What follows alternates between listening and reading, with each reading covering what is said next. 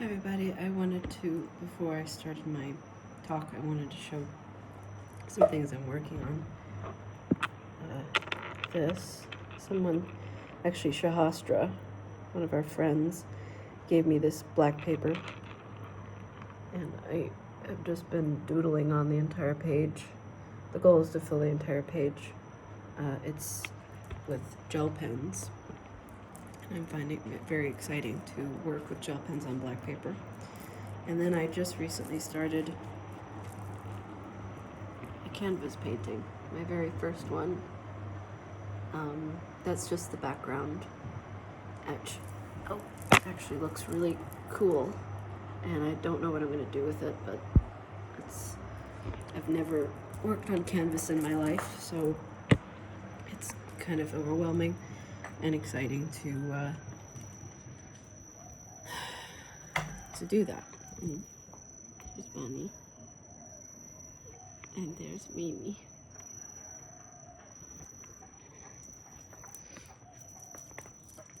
What's exciting? Working on canvas. So, I've been thinking about what I wanted to talk about next. And Mimi, don't eat my buttons. No button eating. Nope. No buttons available. No. She likes to eat my buttons. I like my outfit today. I'm very inspired.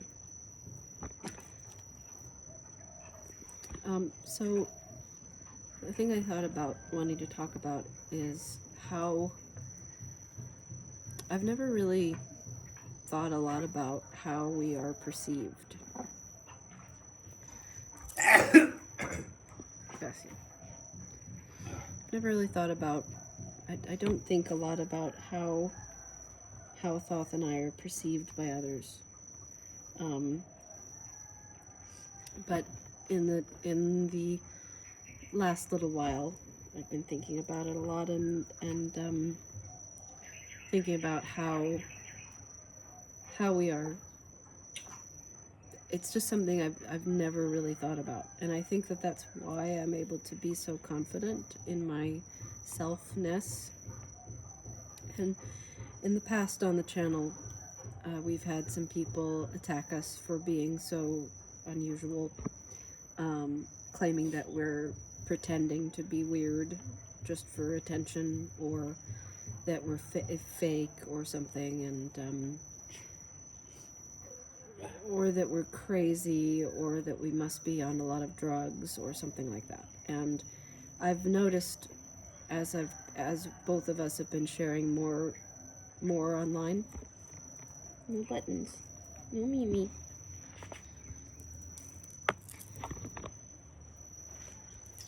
Oh, you can't eat my buttons. I've noticed as we've been sharing more online, sometimes, it's not all the time, definitely. It's just occasionally. Most of the time people are really kind and supportive, which I really appreciate, because it's just, I don't have to worry about it. But sometimes people will attack us for being so unusual, for the fact that Thoth wears dresses and we look so unusual, and people will be extremely judgmental for the way we look and make judgments about us, which I think is a natural human thing that everybody does. I try not to do that, because I'm so aware of how much people judge us for how we are and how we look. But like I said, it's not something I really thought of until pretty recently in my life. Maybe in the last couple of years, I started thinking about it and becoming aware of it, that the fact that like online sharing, and like me talking and a bunch of people who I don't know, and I don't have any concept of who they are, and I have no connection to them, can comment and make judgments or whatever. It's a barrier between me and Thoth, or whatever, and those people. There's no way for me to actually know who they are. So it's like a protective barrier between them and us. So they can make judgments without anything happening or feeling like they're going to be, they can just make that judgment. Whereas I was actually thinking a lot about this when we were in Bucharest. I don't know why. I think that was because we were getting people harassing us online. And I was thinking about it in Chiang Mai because we had a couple of videos that got a lot of attention and people were lashing out at us and attacking us for how we look. I don't know why that happens. In certain videos that happens. Not sure why. But it just it's given me a perspective on that online people can stand behind a computer screen or sit behind a computer screen and make and say things that they probably think about people like us when they see us in public or in person. And so it just made me start thinking about that people make very strong judgments about people like us, people like Thoth and me, because of how we look and because of how we've chosen to present ourselves in the way we dress, the way we do our hair, the way we express ourselves. And it's just interesting that it's something that I never really conceived of when I was younger. Like when I was in my 20s, all through my 20s and my teens, definitely. Like in my teens, I lived in Middle Tennessee. I grew up in Middle Tennessee, and I experienced intense bullying, just intense bullying. Well, I was called horrible things by classmates and alienated from classmates by other classmates because they didn't want me and my twin sister to make friends, so they would spread rumors about us. Just me and my sister were very close when we were young, and I was always very strange. But in the last few years of my high school time, I would walk through school, like I've said before, dressing like a clown, basically, like I was in Cirque du Soleil, because that's what I wanted to do. Here she is. Cozy time.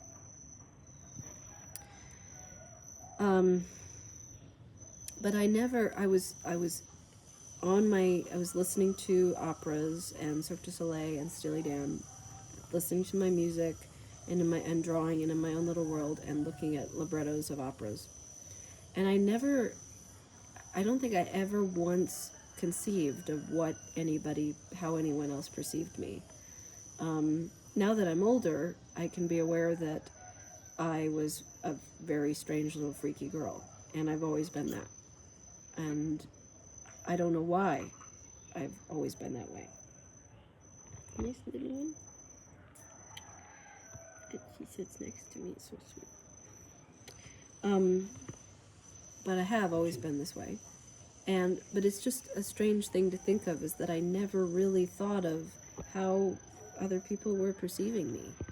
And when I was older, and I received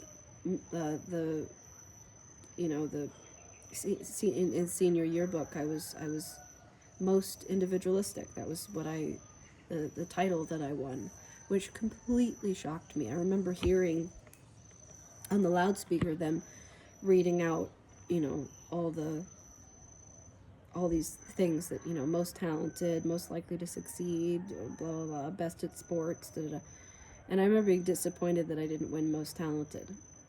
But I later came to realize that that's not much of it doesn't really mean anything, because it means within your high school class, you're most talented, which nobody really is very talented, so not saying much. And I was the most talented in my high school class. My cousin won most dramatic, which was funny, and a girl named Megan was won most dramatic as well, whom I also was very envious of, because she got all the title roles in all the high school plays and everything. And she talked like Minnie Mouse. She was like a little perfect goody two shoes, very annoying. But I won most individualistic, and I've came to realize very quickly that that's probably the best thing to be awarded, title to be awarded in high school, because I remembered all the kids that had won that title in the previous years. I loved them. I was so enamored by them, and they were so cool, such cool people. They were the coolest people in the school. And but I remember just being shocked when my name was announced on the loudspeaker, and I was going by the name of Zoe back then. Zoe Indigo, actually. I just remembered recently that when I was in New York, that my roommates called me Pixie. I wonder why I didn't choose that name to be my stage name. Pixie, I like that name. So it was really shocking to me when I was a kid, and I won that title. And I was a twin, identical twin, and I still won most individualistic. And of course I did, because here I am. This is the person I am. I was like that in high school, middle school, elementary school, college, conservatory, everything. But I just, at the time when I was a teenager, I was so outrageous in the way that I presented myself, and I was in my life. And I never thought about how anybody else thought of me. And I didn't necessarily really care. And I remember spending my last year of high school not even speaking to anyone, just being by my lonesome and listening to my music and reading reading Mozart opera scores in math class. That's what I did, and it makes sense that I would receive that recognition. But I felt so invisible. I just remember feeling, and all through my life, I felt very invisible. That even no matter how outrageous I am and what I do, that no one sees me. So when I did get that, I just remember being shocked that people actually are seeing me, like people are actually noticing me. And of course they did, but I've just always kind of felt invisible, despite being so strange and outrageous. And but I've never seen I don't even see myself as, like, people will say that I'm brave or I'm crazy or outrageous, and I don't see myself as that. That's just me. That's just who I am. Just this morning, there was a comment on one of the videos in which I shared very vulnerably, actually, about feeling suicidal, which was really hard to share. And somebody said, "You're very brave. And your vulnerability is your strength." And I love hearing something like that. That's so kind from a stranger. But it's not something I think about. I don't think of myself as being brave. It's not that I'm not aware that my actions do seem, can be conceived of as being very brave. And I see Thoth as being really brave. He's amazing because he goes out in the street and sings, walks down the street in traffic singing his head off in a loincloth. That's brave to me. But I've done that with him. I've done these crazy walkabouts with him. And I probably will again sometime in the future. I see him as really brave and bold and daring. I don't see myself as that. I see myself as practical and reasonable and logical and creative and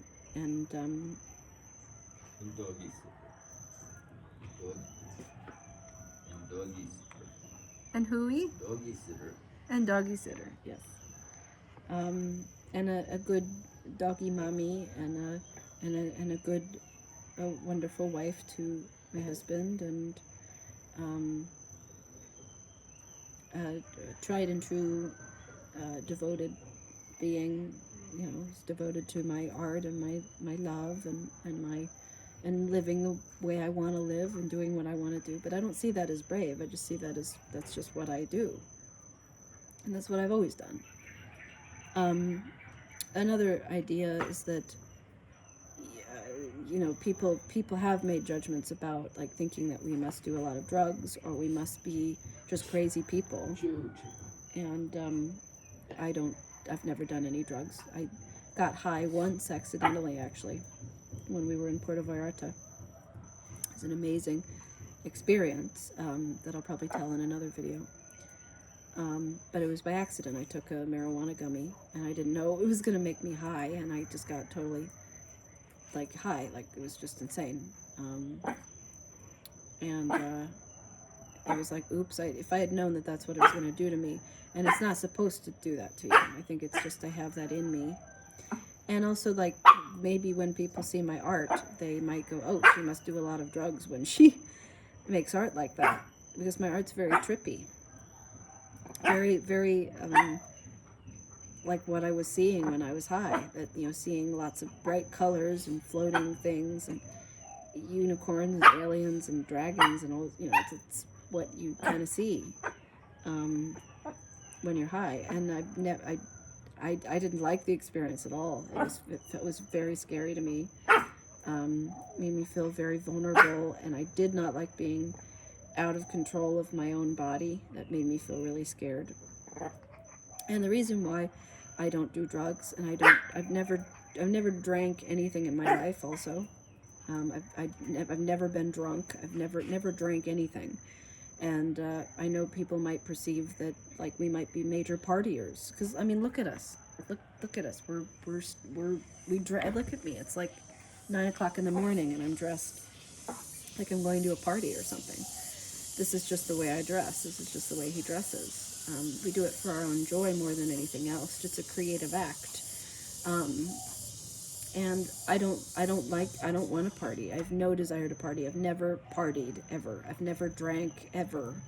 Never, you know, and I don't like being around people who drink. I don't like being around people who do drugs. It's not that I'm, like, people can do what they want. I'm not, like, against drugs, and I think drugs are bad, and, you know. I used to, when I was a kid, you know, I was raised to believe that drugs were evil and all that stuff. And anybody who did drugs was like a crazy person, which I've been exposed to a lot of people who have done drugs, so I'm not against it. I don't like alcohol at all. I think alcohol is way worse. And smoking, I think I can't be around people who smoke at all. My love, will you stop, please? Will you please stop barking, please? Please. Would you gently do that? I'd appreciate it. Mimi! Hush! Hush, you silly.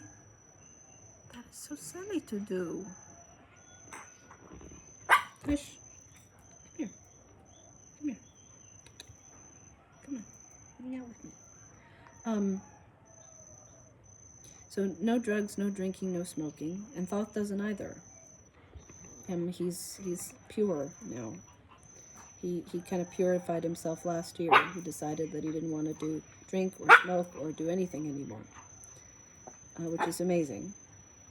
So we're both kind of very pure, and I'm not, like, judgmental of people who choose to do drugs and smoke and drink and whatever, but it's not something that I choose to do. It's not something I want to do. Smoking is very bad for the lungs. It's, you know, you get cancer and stuff. Drinking is really bad for health. It's just something why would I want to drink? And I also have a lot of PTSD around my mother was a majorly bad alcoholic for most of my life, and would be just rat-ass nasty to me when I was a kid. You know, once my father divorced my mother when I was 14. Mimi! No! No!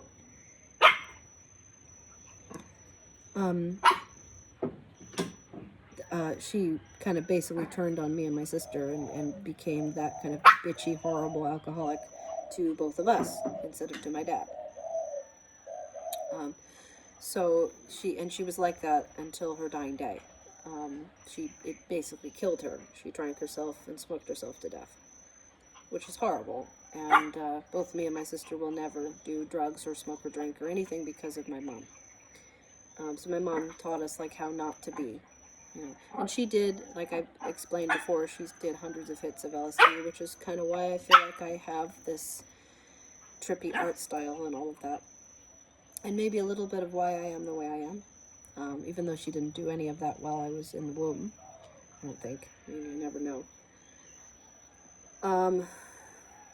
Yeah, so it's just interesting to, it's just, I think being a creative artist, it's something that I don't think about much. I don't think about how other people perceive me. But I find it interesting that people probably do perceive me in a very different way than I actually am. I'm extremely responsible with money, for example. And I imagine that, for example, even recently, my sister went to a family reunion with our Southern family, and which I'm not connected with. And people were, I think she was talking about me with one of our family members, and they were surprised that I'm responsible with money. And she said, oh yeah, she's more responsible than I am. It's like, surprised, of course I am. My sister's very irresponsible with money. And she's more normal than me. She's more, she's, whatever that means. She's not outrageous or creative or anything. So, that's something that I can imagine people might perceive of me, that I'm just an irresponsible, crazy person. Like, why wouldn't I be?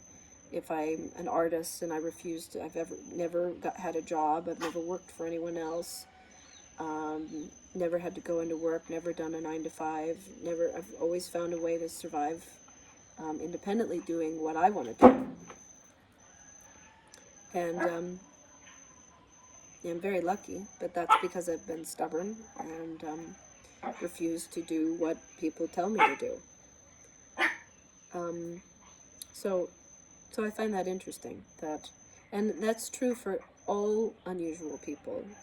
So me being the way I am, and being as unusual and strange as I seem to people who don't know me, and knowing that I'm one of the most responsible, practical people that I know, and really dedicated to doing the best I can and working hard, getting up early, taking care of my health, all that stuff, getting us around the world for the last 15 years.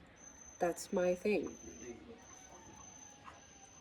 And to imagine that people would perceive me as some kind of crazy, irresponsible fuckhead, basically, it has helped me to learn very strongly not to judge other people, because I've been judged so strongly in my life, and probably I've been judged more harshly than I even know, because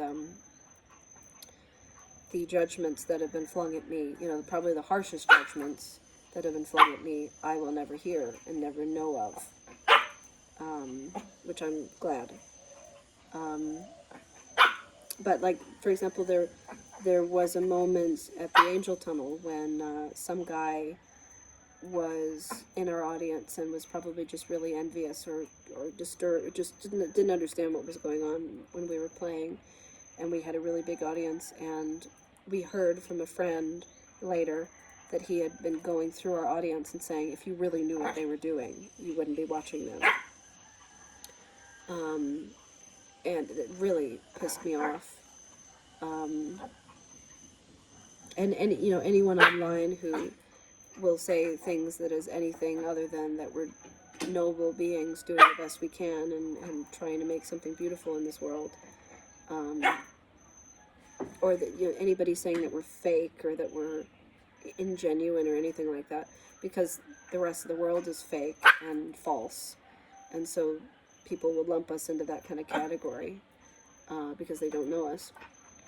It pisses me off too. But it's generally, I think, the reason why I'm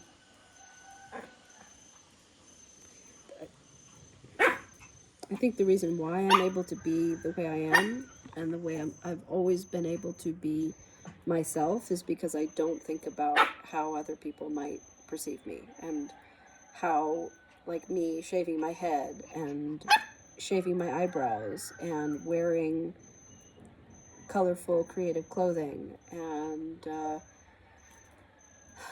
living the way I want to live and doing what I want to do. That I don't think about how other people might think of me. And I spent a long time when I was young wanting to be liked, which is a big mistake in life. And I wish I'd gotten over that sooner, because when I was younger, I wanted people to like me. And I think everybody goes through that. Mimi, my sweet, will you please shut up, please? I would appreciate it very much if you would. She's barking at Daddy's toes.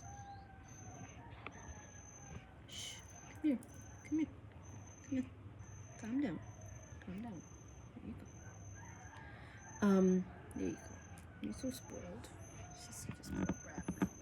Spoiled little brat. Yes. Come here. Calm down.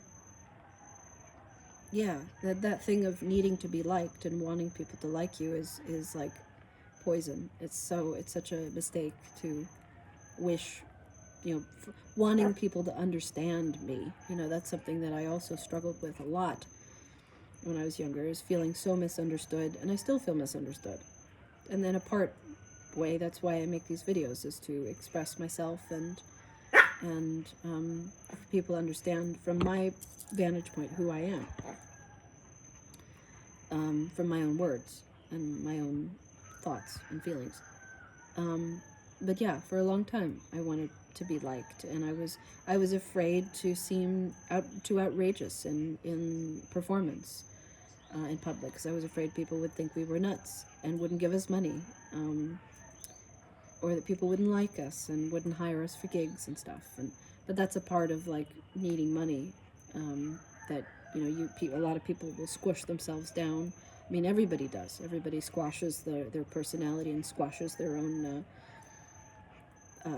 feelings and thoughts about themselves in order to fit into something, and I never have. And so the life that I'm living now is very much about embracing that I don't fit into anything, and Thoth doesn't fit into anything, and we never have, and we never will, and that's okay. It's a big evolution for me in particular, because for a long time I've been trying to make people like us or prove that we're worthy of whatever, and attention or fame or money or recognition or any of those things, or friendship, or trying to make friends and keep in contact with people. And I'm letting all of that go, and it's really liberating, because I've spent a lot of my time trying to make people understand me or like me, and I don't have to do that anymore. And now I can just express and that's why I think both Thoth and I are expressing ourselves online more, is because we just don't care what people think and how people perceive us. It doesn't matter what anybody says or thinks. When people are kind and understanding, it's amazing, and I appreciate it so much. When people don't understand and are critical, I just click delete. Doesn't matter. So we have our little sweet puppy and our little home and our little life, and we're happy. We're doing good. Thank you for listening.